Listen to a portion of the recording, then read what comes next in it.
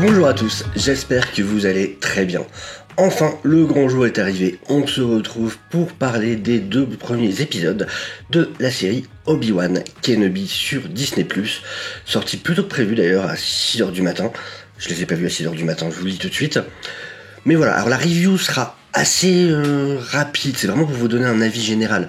Parce que de toute façon, on se retrouve, pour ceux qui ne le savent pas, ce soir, donc tous les vendredis même, pour en parler sur la chaîne Actu-Ciné, donc la chaîne de l'ami David, avec Warvel, avec Comics Guardian, pas ce soir, mais il sera avec nous la semaine prochaine, avec le coin de Jarod, et avec l'ami Miko officiel.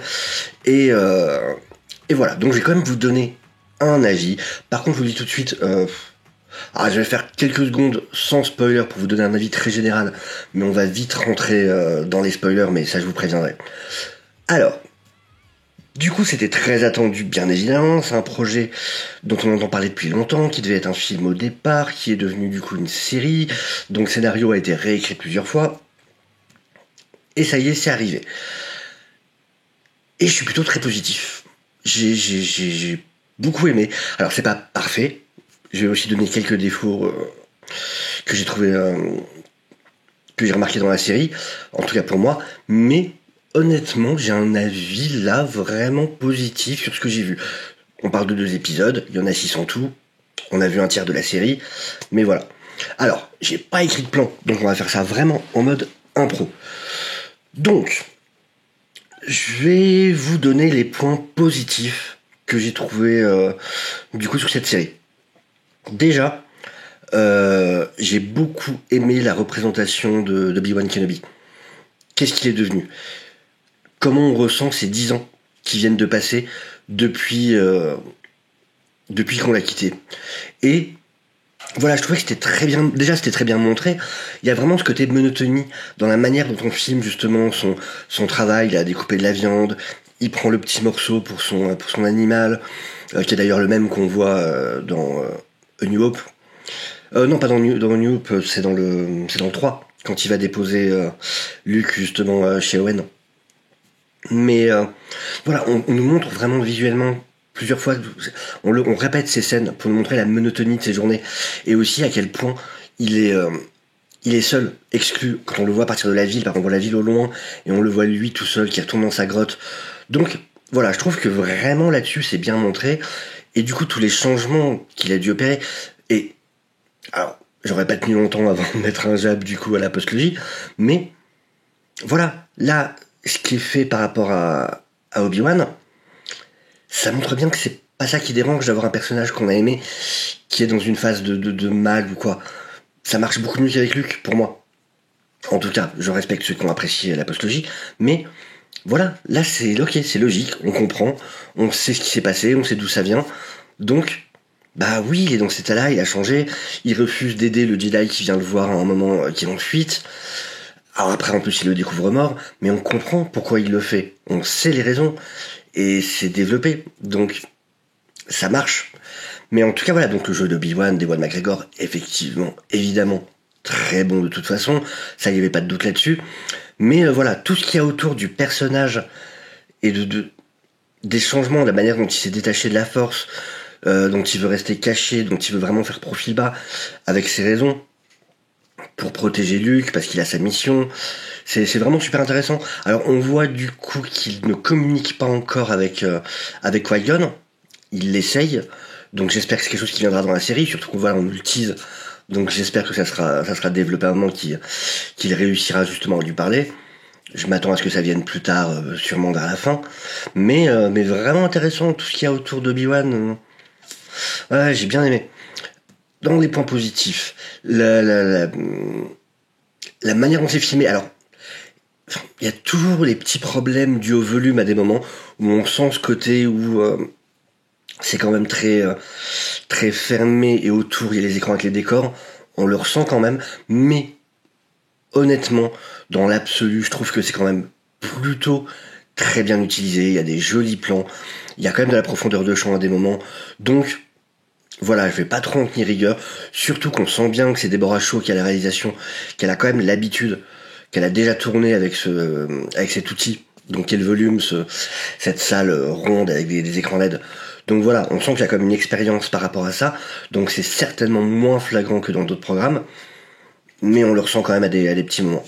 Mais franchement, je trouve quand même que c'est plutôt très bien filmé dans la grosse majorité des 2 épisodes en tout cas. Autre bonne surprise, autre point positif, Léa. J'ai beaucoup apprécié. On la voit carrément plus que ce que j'imaginais au départ.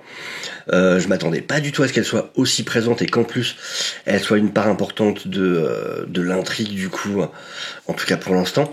Mais voilà, déjà je trouve que le casting est bon.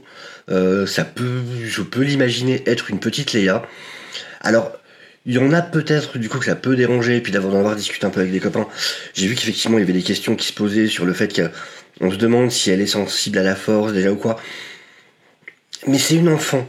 Une enfant, il y a ce côté très, très libre d'esprit, moins de blocage. Donc, on sait qu'elle est sensible à la force, de toute façon. Ça, c'est pas un secret. Et la manière dont elle l'utilise, c'est vraiment dans son empathie, dans la manière de comprendre les autres. Et d'une, ça serait pas étonnant qu'avec l'âge, ça s'amenuise un peu, parce que un enfant qui grandit, souvent va faire des choses quand il est enfant, parce qu'il a pas tous les blocages de l'éducation et de tout ça. Mais tant qu'elle l'utilise pas pour commencer à faire des Jedi Mind Tricks, des contrôles d'esprit ou des trucs, là, dans la manière dont c'est utilisé, voilà, elle a ce truc où elle comprend les gens. Quand on connaît l'avenir qu'elle a en tant que sénatrice, en tant que leader de la rébellion, il y a rien qui me choque. Ça m'étonne pas. En plus, après voilà, le fait qu'elle connaisse Obi-Wan, ça contredit en rien. Quand elle appelle au secours, elle appelle Obi-Wan Kenobi. Donc, elle sait en plus qu'il est sur Tatooine, si je me souviens bien à ce moment-là, justement. Donc voilà, il n'y a rien qui contredit. Donc là-dessus, franchement, j'ai rien à dire. Et encore une fois, puis voilà, ce personnage qui est très libre d'esprit, qui se sauve, qui veut pas qu'on l'appelle princesse, qui veut vivre, enfin, ouais, c'est Leia. Franchement, enfin, ceux qui ont vu la trilogie, c'est un des trucs qui m'embêtait sur le côté, maintenant, la force est femelle, machin. Vous avez vu la première trilogie avec Leia? Enfin, elle a toujours été ultra badass, depuis le début. Ça a jamais été la demoiselle en détresse qui attend qu'on vienne la secourir sans rien faire. À aucun moment. Donc, non, ouais, c'est la Leia telle que je l'ai connue, telle que je l'aime, et du coup, j'ai beaucoup aimé ce perso. On a donc Reva, ce nouveau personnage, cette inquisitrice, alors qu'elle a l'air très énervée, très en colère. Alors, on va déjà direct faire une théorie, mais je pense qu'on va être d'accord. La scène du début, avec ses enfants qui essaient de s'échapper, avec un Jedi qui les protège, c'est son origine story à elle, et on va en apprendre plus. Pour moi, c'est carrément ça, c'est sûr et certain. Alors, pendant la scène, je regardais à fond les murs pour voir s'il y avait le symbole qu'on voyait quand on avait la vision subjective de Grogu, pour voir si ça allait correspondre, si c'était le même moment ou quoi. Il s'avère que non, en tout cas pour l'instant. Par contre, pour moi, ce que j'en ai ressenti, c'est que c'est évident que c'est son origine story à elle, c'est une des enfants justement qu'on voit à ce moment-là, qu'elle va à un moment croiser Obi-Wan Kenobi, sauf qu'il va refuser de les aider parce que lui a sa mission de devoir emmener Luke, le sauver et le protéger, et que du coup, je sais plus s'il donne Leia avant ou s'il est encore avec lui à ce moment-là au moment de se sauver. Je suis pas sûr. Ou si c'est déjà Organa qui a pris la petite fille. Mais je crois que c'est après, peut-être qu'il a les 2 enfants encore à ce moment-là. Mais donc en tout cas, pour moi, voilà, elle va croiser elle va croiser Obi-Wan. Il va refuser de l'aider parce que lui a sa mission. Et du coup, c'est la raison pour laquelle elle lui en veut autant. Parce qu'après, elle va se faire récupérer justement par l'Empire. Parce qu'il va devenir l'Empire. Et du coup, voilà, elle va subir. On sait que les inquisiteurs sont des gens qui ont été torturés, et ainsi de suite, pour les faire passer du côté obscur. Donc, c'est la raison pour laquelle elle en veut autant à Obi-Wan, de se souvenir qu'il a refusé de les sauver en tant qu'enfant, en tant que Padawan, à ce moment-là, parce qu'il avait sa mission. Mais donc voilà, effectivement, c'est un truc intéressant. Voir comment ça va être développé. Je continue à penser que du coup, elle aura un retour vers le côté lumineux et qu'elle va le protéger, se sacrifier. Mais voilà, ça on verra plus tard. Mais en tout cas, le personnage, voilà, on voit un personnage effectivement qui est très vraiment très très en colère. Et alors Par contre, il y a une question qui pose vraiment, c'est que du coup, ça en arrive au point où elle va tuer le Grand Inquisiteur à un moment, sauf que le Grand Inquisiteur, il peut pas mourir, parce qu'on sait qu'il est dans Rebels. Donc c'est impossible. Alors après, c'est Star Wars. Je veux dire, Darth Maul a été coupé en deux, il était toujours là après. Donc, prendre un coup de sabre laser, voilà, il suffit qu'il ait été sauvé à temps par le cinquième, cinquième frère, celui qu'on voit avec l'espèce de chapeau. Et voilà, il est mis dans une cuve c'est une cuve de Bacta, je crois, dans une cuve de Bacta et puis ça va mieux. Mais parce que non, il peut pas mourir maintenant. Ou alors là, il y a un gros problème chez Disney, vraiment en termes de continuité. Et quand même, Filoni, surtout si Filoni a une série animée, il laisserait pas faire une contradiction pareille. Donc j'ai du mal à y croire. Alors ça peut être aussi un des problèmes de la série. Encore une fois, c'est qu'effectivement, on sait beaucoup de choses sur ce qui va se passer plus tard. On sait lesquels seront encore vivants. On sait que le cinquième frère sera encore là. On sait que le grand inquisiteur sera encore là. Donc effectivement, ça perd un peu en suspense de ce côté-là. Mais en tout cas, les inquisiteurs, c'est plutôt cool de les voir. Alors effectivement, le grand inquisiteur ressemble pas exactement à ce qu'il devrait. Bon, allez, on va laisser passer. Point de vue du scénario, je trouve en tout cas qu'on s'ennuie pas. Beaucoup de choses se passent. On avait très peur de comment ils allaient réussir à faire partir Obi-Wan de Tatooine. Je trouve que la raison trouvée est plutôt valide, pour le coup. Surtout qu'en plus, il faut vraiment insister.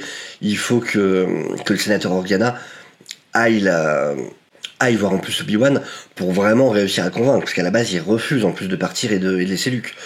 Donc, sur ce côté-là, je trouve qu'ils ont plutôt bien réussi à expliquer les choses. Je reviens à Reva, parce qu'il y a quand même un point pareil. Alors, il y a des choses... En fait, je suis très positif, mais il y a des choses qui vont devoir être justifiées. Le Grand Inquisiteur, ça va devoir être justifié, du coup, sa fausse mort, j'ose espérer. Et il va aussi falloir justifier comment est-ce qu'elle peut savoir qu'Anakin Skywalker est Darth Vader. Ça va être un point important. Je comprends que narrativement, il fallait amener Obi-Wan à être au courant. Ok. Maintenant, pourquoi est-ce qu'elle le sait? Du coup, la raison que je verrai par rapport à ce que je disais tout à l'heure, sur le fait du coup qu'elle aurait cette haine d'Obi-Wan par rapport à ce qui s'est passé donc quand elle était enfant et qu'il n'a pas voulu les sauver, c'est possible que soit, par exemple, Anakin ait senti sa haine d'Obi-Wan, ou qu'il ait juste été témoin d'un moment justement où effectivement elle était très en colère contre Obi-Wan et qu'elle l'exprimait. Enfin, pour moi c'est ça. Je pense qu'il y a quelque chose qui quelque part a rapproché Darth Vader en surface. Les a rapprochés sur une haine commune d'Obi-Wan Kenobi, et que ça explique pourquoi elle est au courant de son identité. Parce qu'il lui aurait raconté du coup son histoire à lui ou quelque chose comme ça. Enfin voilà. Je pense que c'est vraiment cette haine en commun qui a fait qu'elle est au courant. Et ça pourrait expliquer aussi pourquoi elle peut se comporter comme ça dans les Inquisiteurs, parce que quand même, je trouve qu'on lui permet beaucoup de choses qui, au sein de l'Empire, logiquement, devraient la faire tuer direct. Donc, je me dis, est-ce qu'en fait, c'est pas parce qu'elle serait considérée comme une protégée de Darth Vader, et que c'est pour ça que le Grand Inquisiteur va pas la décapiter direct quand elle manque de respect à la hiérarchie ou quoi. Du coup, ça pourrait expliquer des choses. Donc maintenant, à voir comment réellement ça sera géré dans la série, parce que là c'est des théories. Maintenant voilà, je veux pas juger pour l'instant de ce que j'ai vu. C'est des choses qui peuvent, en tout cas, s'expliquer plus tard. Donc voilà, je vais pas pour l'instant me faire un avis définitif par rapport à ça. Quoi dire de plus? Le rapport entre Owen et Obi-Wan, j'ai trouvé ça intéressant du coup. Où effectivement, du coup Owen est tout à fait opposé à l'entraînement de Luke, et on voit même que le jouet que va déposer Obi-Wan, Owen le refuse et lui ramène. Ce qui est tout à fait valide. On sait que c'est plus tard, dans le canon, c'est plus tard qu'Owen va commencer à avoir une meilleure image d'Obi-Wan en comics. C'est dans les comics qu'on l'apprend, parce qu'en fait Obi-Wan va le sauver à un moment. Et d'ailleurs, si je me souviens bien, il le sauve justement du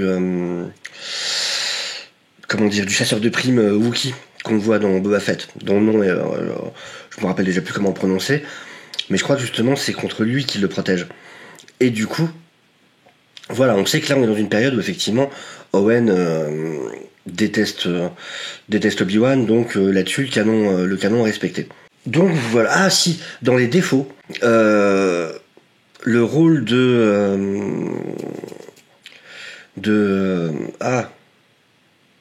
c'est Eja, son personnage, Eja ou Aja, donc celui qui s'est passé pour un Aja, celui qui s'est passé pour un Jedi.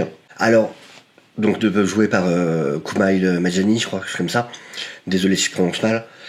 Qui est un acteur que j'aime beaucoup en plus. Comment s'appelle son premier film? C'était Big Sick, je crois, qui est vraiment génial. Qu'il a écrit, qui raconte son histoire vraie avec sa femme. Qui est vraiment un excellent film, qu'il a beaucoup fait connaître du coup. Mais du coup, alors vraiment j'ai l'impression qu'il fait partie des réécritures. On savait qu'il y avait eu des réécritures, entre autres, parce que c'était trop sombre au départ. Et il y a un côté très blague. Alors dans sa première apparition surtout, dans la deuxième moins, quand il vient pour aider Obi-Wan, là ça allait. Mais dans sa première apparition, je trouve que ça dénote complètement du ton de la série. Et j'ai vraiment l'impression que ça fait partie des rajouts qu'il y a eu justement pour essayer de mettre un côté un peu plus c'est fun, c'est Disney. Donc voilà, il y a cette première scène du coup où vraiment je trouve que voilà, c'est trop dans ce côté humour et ça colle pas avec le ton général de la série. Mais voilà, après son deuxième passage quand il va rencontrer Obi-Wan, là je trouve ça plus posé, plus intéressant et même lui le joue de manière plus comment dire, plus en retrait, plus simple. Et voilà, j'ai trouvé ça beaucoup mieux du coup la deuxième fois. Donc à voir comment ça va développer. Je pense qu'on va le revoir de toute façon. On ne fait pas venir cet acteur-là pour lui faire jouer juste ce rôle-là. Surtout qu'on l'a pas vu mourir ou quoi que ce soit. On l'a pas vu elle le tuer, donc il n'y a pas de raison qu'il réapparaisse pas. Mais voilà, en tout cas, encore une fois, vraiment, je trouve le point fort de la série, en tout cas, c'est la caractérisation du personnage de Obi-Wan. Je la trouve vraiment intéressante. Et encore une fois, c'est la manière réussie de faire un personnage qui, effectivement, quelque part sombre, avec d'excellentes raisons. Et on comprend qu'il refuse d'aider le Jedi au début, on comprend qu'il soit effectivement moins badass qu'il l'était, parce que voilà, il se cache depuis 10 ans, il a la vie la plus monotone possible, où il essaye de ne pas se faire remarquer, surtout qu'encore une fois, en plus on a l'explication par les... Alors c'est l'exposition du coup par les inquisiteurs au début, qui explique justement qu'ils se servent des rumeurs, parce que tout Jedi forcément fait l'erreur à un moment, parce qu'il va se sentir obligé d'aider quelqu'un, et que de toute façon ça va se répéter, ça va se répéter, et que très souvent ça leur revient jusqu'aux oreilles. Et voilà, et donc c'est leur manière de retrouver les Jedi, c'est de suivre ces rumeurs de quelqu'un qui est intervenu dans une situation. Donc, voilà, de ce côté-là, tout est justifié. Donc déjà, c'est une des peurs que j'avais au moins qui est justifiée jusque maintenant. Maintenant, voilà, on a eu 2 épisodes, on va voir ce que ça donne. Je pars pour l'instant, en tout cas, sur une bonne impression. J'espère que ça me fera pas me contredire à un moment, en tout cas, j'aurai pas à me rétracter à un moment et que ça continuera comme ça. Mais voilà. Alors, j'ai pas parlé d'Anakin, on a une toute petite image de lui à la fin. C'est très cool, je suis hypé pour le revoir, j'espère que ça sera bien fait. Voilà, j'attends de voir. Mais voilà, je suis très content de revoir Hayden Christensen, avoir l'occasion de reprendre ce rôle et de refaire ses preuves et de montrer ce dont il est capable. Donc très très bien là-dessus. Maintenant, pour en parler plus, j'attendrai de voir ce que ça donnera. Voilà, sinon, si la musique, que j'ai trouvé plutôt très cool. Je suis pas quelqu'un qui fait forcément ultra attention aux musiques de séries ou de films, même si voilà, j'y fais attention, mais beaucoup moins que certains, beaucoup moins qu'un David par exemple d'Actu Ciné ou de gens comme ça qui sont beaucoup plus attentifs à ça. Mais en tout cas, je l'ai apprécié, j'ai trouvé ça très intéressant. Donc voilà, écoutez, je pense avoir dit ce que j'avais à dire en gros. Donc vraiment voilà, plutôt positif pour le moment. J'espère que ça continuera. Et écoutez, de toute façon encore une fois, on se retrouve soit en live si vous voyez cette vidéo assez tôt, soit les replays seront disponibles, mais en tout cas avec une super équipe où là on va vraiment rentrer dans les détails. On va en plus bien se marrer. Donc voilà, sur la chaîne Actu Ciné, je mettrai le lien de la chaîne aussi en dessous en description si vous voulez être avec nous du coup dans notre chat en direct, ou si vous voulez voir le replay avec vraiment là plusieurs avis du coup du débat où on rentrera dans les détails et en plus on va bien se marrer ensemble. Donc voilà, je vous mettrai le lien en description de la vidéo. Et puis voilà, je vous souhaite à tous une excellente journée, une excellente semaine, et je vous dis de toute façon à très bientôt sur ma chaîne. N'hésitez pas, bien évidemment, à liker la vidéo si ça vous a plu. N'hésitez pas, bien sûr, à vous abonner, à partager. C'est des choses qui forcément aident des petites chaînes comme la mienne. Et voilà, encore une fois, je vous dis à très bientôt. Au revoir.